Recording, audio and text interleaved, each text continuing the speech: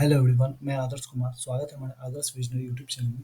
आज हम लोग जानेंगे रीडायरेक्शन के बारे में, जो कि एसईओ का इंपॉर्टेंट पार्ट है।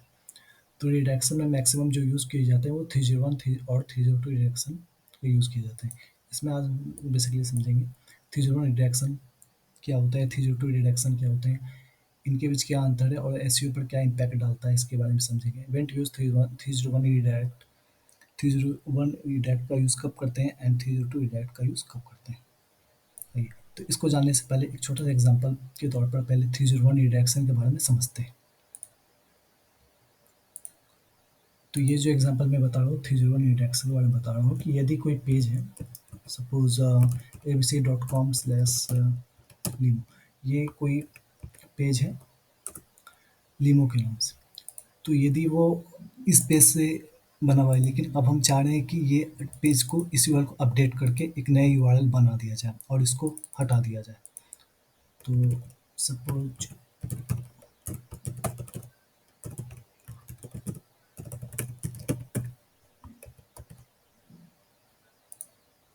तो जो ये ओल्ड यूआरएल है, अब हम चाह रहे हैं कि ये लिमो स्लग से हटकर लिमो रेंटल सर्विस बन जाए और ये यूआरएल हट जाए। तो इसके लिए क्या करते हैं, 301 टाइप का रिडायरेक्शन लगाते हैं। इससे क्या होता है कि इसमें यदि 301 यदि लगा देंगे तो ऑटोमेटिक वो इस पेज पर ट्रांसफर हो जाएगा।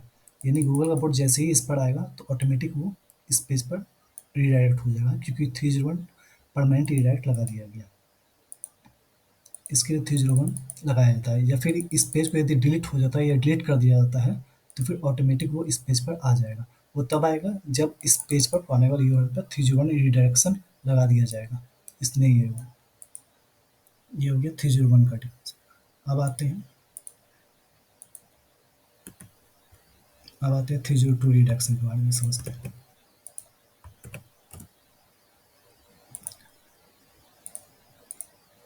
यदि कोई पेज बना है abc.com/सर्विस के नाम से कोई पेज बना है और इस पर यदि कोई मेंटेनेंस का काम चल रहा है, मेंटेनेंस दैट मीन्स कि उस पर कोई कंटेंट ऐड हो रहा हो या कंटेंट ऑप्टिमाइज हो रहा हो या फिर कोई प्रोडक्ट वगैरह ऐड हो रहा हो, और हम चाहते हैं कि तब तक यूज़र जो है वो इस पेज पे ना आके कोई दूसरे पेज पर वो रिडायरेक्ट कर जाए। क्योंकि यूज़र जब कोई पेज पे मेंटेनेंस का काम चल रहा है तो यूज़र को उस पेज पर आना सही नहीं होता है। इसीलिए हम चाहते हैं कि दूसरे पेज में वो टेम्परेरी वो शिफ्ट कर जाए, रिडायरेक्ट कर जाए। तो सपोज कि हम चाहते हैं कि अबाउट अस पे वो चला जाए, तो इसके लिए टेम्परेरी बेस पर रिडायरेक्ट लगाया जाता है, जो कि 302 टाइप का रिडायरेक्शन होता है। क्योंकि सर्विस पेज पर काम चल रहा है, प्रोडक्ट ऐड हो रहे हैं या फिर इमेज ऑप्टिमाइज हो रहे हैं या कंटेंट वगैरह उस पर ऐड हो रहे हैं या ऑप्टिमाइज हो रहे हैं, इस पर काम चल रहा होता है। तो यूज़र को इस पर नहीं ला करके हम उसको अबाउट अस में रिडायरेक्ट करवा देते हैं। तो इसके लिए 302 टाइप का रिडक्शन लगाना होता है। अब इसके बारे में डिटेल से समझते हैं। 302 301 रिडक्शन का यूज जो है basically requested URL permanently change. ये जब यूआरएल को जब पुराने वाले यूआरएल को जब मूव कर दिया जाता है या चेंज कर दिया जाता है, न्यू यूआरएल में अपडेट कर दिया जाता है, तो इसके लिए 301 रिडायरेक्शन लगाते हैं। जैसे कि अभी मैंने इस एग्जांपल में बताया था कि लिमो के नाम से कोई पेज है, अब उसको यदि चेंज कर दिया गया है, परमानेंटली चेंज कर दिया गया है, अब उसको नए पेज में शिफ्ट कर दिया गया है, तो इसके लिए 301 रिडायरेक्शन लगाते हैं इफ मूविंग कंटेंट परमानेंटली। ठीक उसी प्रकार 302 रिडायरेक्शन तब लगाते हैं जब उस पेज पर टेम्पररी काम चल रहा होता है, कुछ काम चल रहा होता है, तभी उसे 302 रिडायरेक्शन लगाते हैं इफ मूविंग कंटेंट टेम्पररी, वो टेम्पररी तौर पर मूव किया जाता है। अब देखते हैं इस पर एसईओ पर क्या इफेक्ट पड़ता है। User perception. यूजर को कोई मतलब नहीं होता है कि उस पर्टिकुलर पेज पे 301 या 302 क्या लगाया गया, उससे उससे कोई मतलब नहीं होता है। उसको बस पेज पर विजिट करना होता है, पर्टिकुलर पेज पर विजिट करना होता है। इसका इफेक्ट सर्च इंजन ट्रीटमेंट, इसका इफेक्ट सर्च इंजन पे पड़ता है, क्योंकि 301 और 302 रिडक्शन जो है गूगल बोर्ड जो है दोनों को कंसीडर सेपरेट है, अलग अलग नज़रिए से देखता है, इसीलिए रिएक्शन ध्यान से लगाना होता है।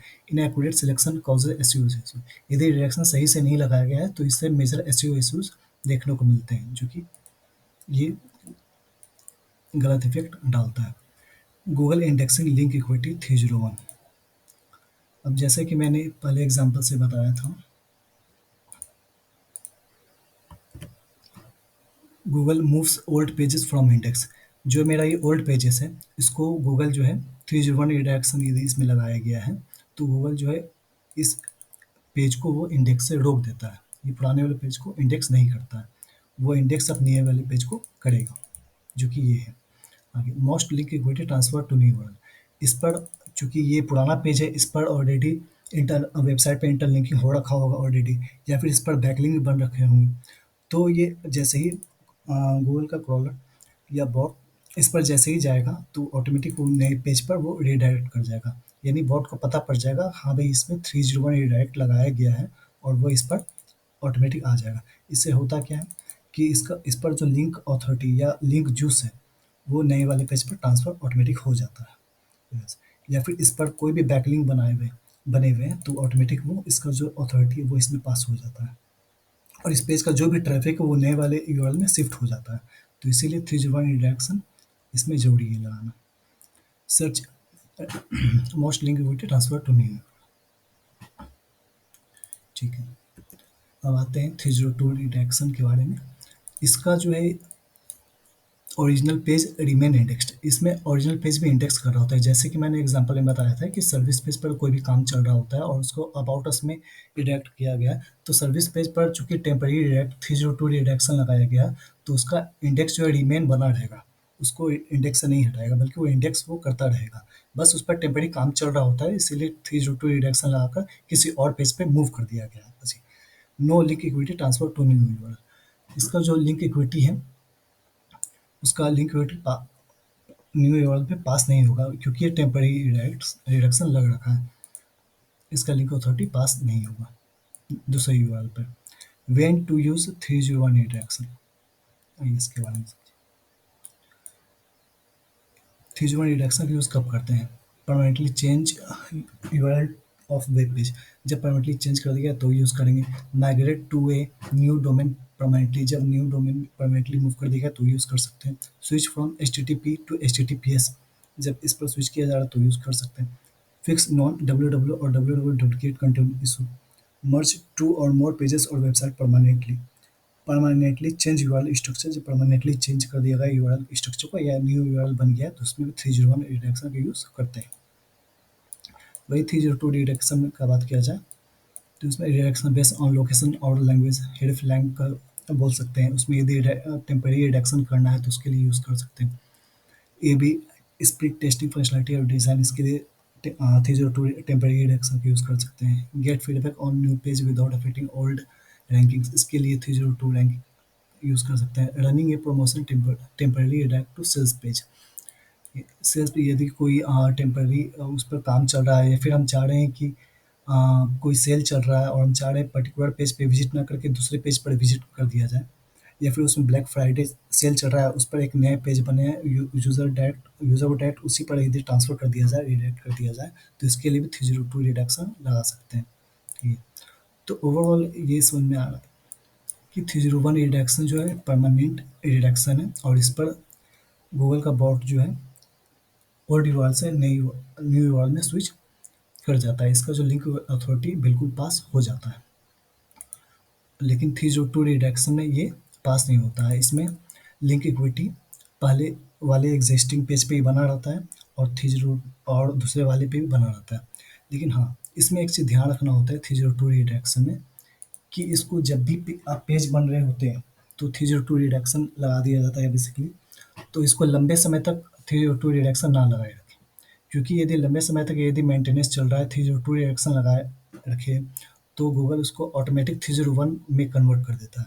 तो 302 वाले में ध्यान रखा जाता है कि जब भी पर्टिकुलर पेज पर 302 रिडक्शन लगाया हुआ है, तो इसको जल्दी से ठीक कर दिया जाए, फिक्स कर दिया जाए, ताकि गूगल उसको ऑटोमेटिक 301 में कन्वर्ट ना कर दे। क्योंकि गूगल एग्जैक्ट टाइम फ्रेम नहीं दिया हुआ है कि 302 कितने समय तक आप लगा सकते हैं।